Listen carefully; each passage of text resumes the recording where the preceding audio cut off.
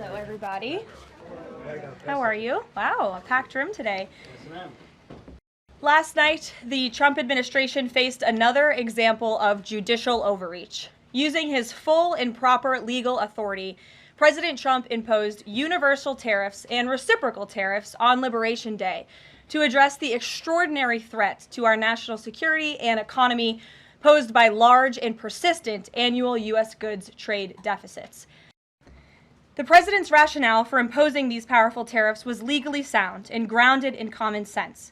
President Trump correctly believes that America cannot function safely long-term if we are unable to scale advanced domestic manufacturing capacity, have our own secure critical supply chains, and our defense industrial base is dependent on foreign adversaries. Three judges of the U.S. Court of International Trade disagreed and brazenly abused their judicial power to usurp the authority of President Trump to stop him from carrying out the mandate that the American people gave him. These judges failed to acknowledge that the President of the United States has core foreign affairs powers and authority given to him by Congress to protect the United States economy and national security. The courts should have no role here. There is a troubling and dangerous trend of unelected judges inserting themselves into the presidential decision-making process. America cannot function if President Trump, or any other president for that matter, has their sensitive diplomatic or trade negotiations railroaded by activist judges. These judges are threatening to undermine the credibility of the United States on the world stage. The administration has already filed an emergency motion for a stay pending appeal and an immediate administrative stay to strike down this egregious decision.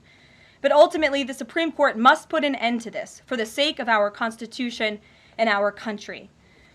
With Congress returning next week, it's critical that Senate Republicans maintain the momentum and quickly pass the One Big Beautiful Bill. The One Big Beautiful Bill will truly make America safe and prosperous.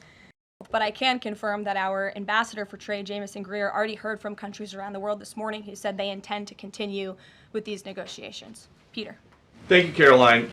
The president's trade policy will continue. We will comply with the court orders, but yes, the president has other legal authorities where he can implement tariffs. However, it does not dispute the fact that the president was right to declare a national emergency when it came to fentanyl and when it came to our crippling deficits and the lack of critical supply chains here at home. That is the reasoning for the president's tariffs, and the court didn't dispute those facts, by the way.